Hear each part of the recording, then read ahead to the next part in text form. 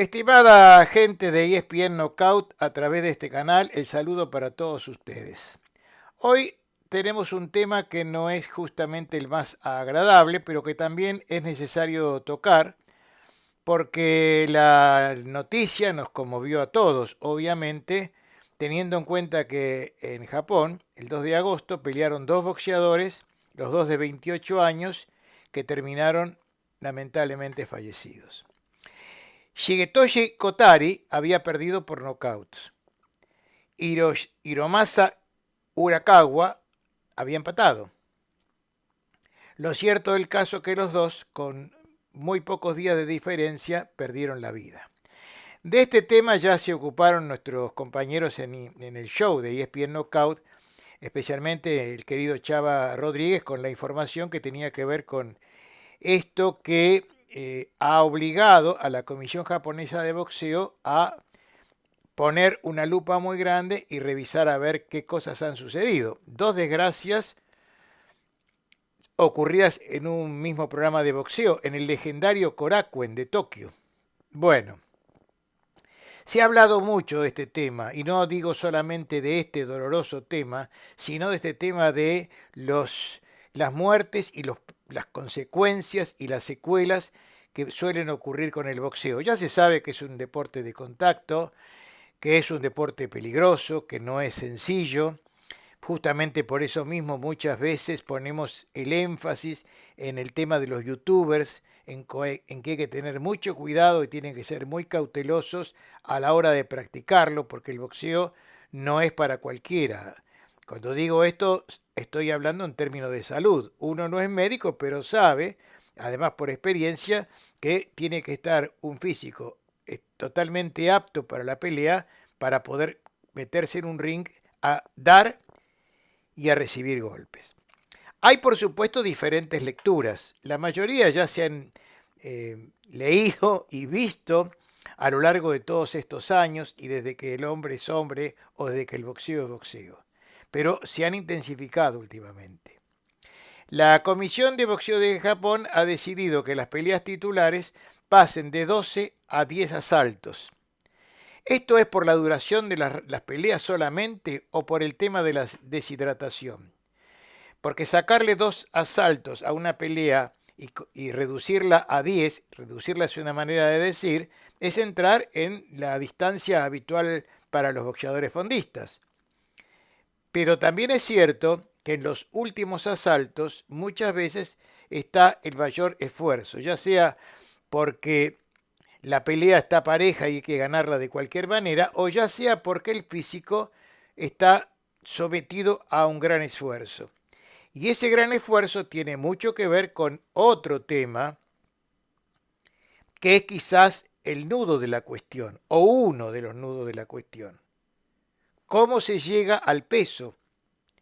Hemos visto últimamente algunos boxeadores, algunos campeones, que se pasan de categoría y bastante, y pelean igual, porque pagan una sanción, le pagan al rival y pelean igual. Más allá de que después en el ring tienen una ventaja física muy grande y muy peligrosa. No debería ser así. Eh, Dicen que poderoso caballero es el dinero y es cierto. Ese mismo dinero que hace que algunos boxeadores, ya sea porque les conviene estar en categorías menores para rehidratarse y luego tener también su ventaja física en el momento de la pelea, ya sea porque les conviene estar en una categoría aunque les cueste, iba a decir la vida, aunque les cueste tremendos sacrificios, pero lo cierto del caso es que se realizan esfuerzos demasiado grandes y que han llegado últimamente hasta la cancelación de alguna pelea a último momento después del pesaje. Brian Castaño nos contaba, por ejemplo, que en la última pelea que él tuvo con Charlo, tenía problemas de peso, decidió automedicarse, tomó diuréticos, se sometió a baños turcos intensivos y terminó con una lesión en los riñones. Pongo el caso de Brian Castaño como de muchos boxeadores que no miden que están dejando pedazos de salud en ese tema de dar la categoría o como se dice ahora, de cortar el peso. Más allá de que hay organismos como el Consejo, la Federación, que van haciendo un contralor previo para saber cómo llega el boxeador. Aquella frase de fulano dio bien el peso, habría que preguntar o decir o cuestionar, sí, lo dio bien, pero ¿cómo llegó a dar bien ese peso? Esto no solamente requiere un control médico o un control de las comisiones de box, sino lo que realmente necesita es control del propio equipo del boxeador. El propio equipo tiene que saber decirle al boxeador, mira, no lo das al peso, no hagas más esfuerzo, no te prives de comida, no te prives de líquido, subí de categoría porque estás obteniendo así, con la famosa rehidratación, una ventaja relativa. Porque bajás tanto de peso, te llega tanto, te cuesta tanto llegar al límite, que después, al otro día, aunque peses 4 o 5 kilos más, ya el cuerpo está deteriorado. Dentro del equipo del boxeador, más allá de que el boxeador también es responsable, hay otro tema. Nos decía el Chava Rodríguez que la Comisión de Boxeo de Japón piensa regular un poco el tema de los entrenamientos, de los sparrings. Ya ahí la cosa es más complicada. Hoy por hoy son muchos los boxeadores que no guantean todos los días. Hacen academia, un día sí, dos no, una vez por semana hacen un entrenamiento un poco más fuerte para saber cómo están, porque necesitan hacer entrenamiento fuerte y guanteo fuerte, pero tratando de hacerlo en la menor cantidad de tiempo posible, o sea, no todos los días, sino espaciadamente. Sea como sea, cuando el sparring es muy duro y más fuerte, aunque sea un entrenamiento, aunque sea con protector cabezal y aunque sea con guantes más grandes, es una pelea. Peleas que no se anotan en los récords, pero que quedan en la intimidad del vestuario, en la intimidad del gimnasio, en la intimidad de los golpes que se han recibido. Y nosotros sabemos muy bien, y no es cuestión de ponerle la lupa solamente al boxeo japonés, que en Japón las peleas suelen ser muy duras y muy cruentas. Aquellas que ustedes han visto por televisión y aquellas que nosotros hemos visto porque hemos viajado, no solamente las que salen en la tele, sino también en las peleas previas. Con lo cual, la otra parte que debería funcionar es la de los árbitros. Y no hablo solamente del boxeo de Japón, hablo de árbitros que permiten palizas innecesarias e inútiles.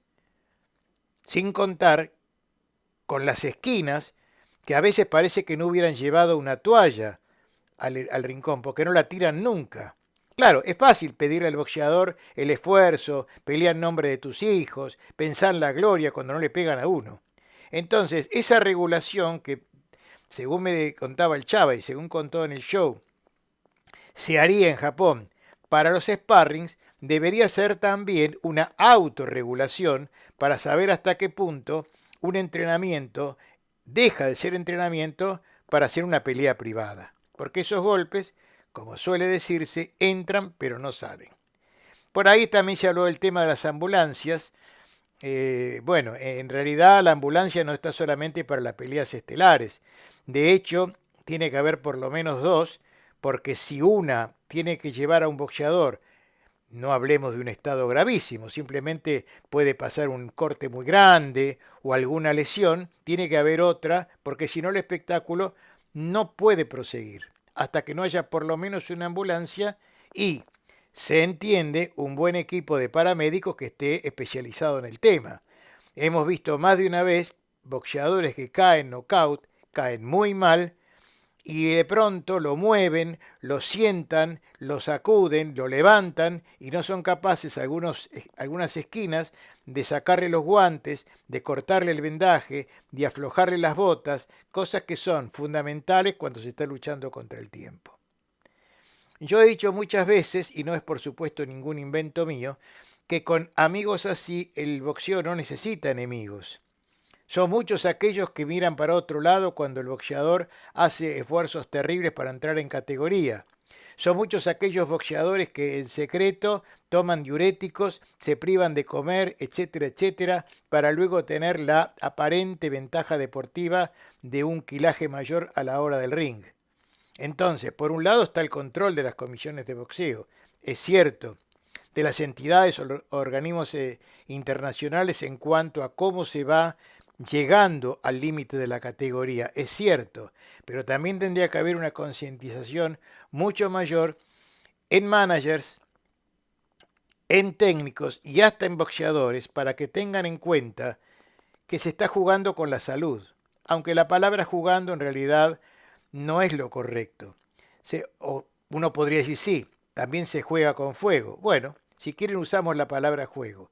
Los peligrosos juegos de dar la categoría cuando no se puede, los peligrosos juegos de pedirle a un boxeador un round más cuando uno se da cuenta, cualquiera se da cuenta que ese boxeador ya no puede más, sin olvidar también que hay árbitros que dejan continuar palizas innecesarias.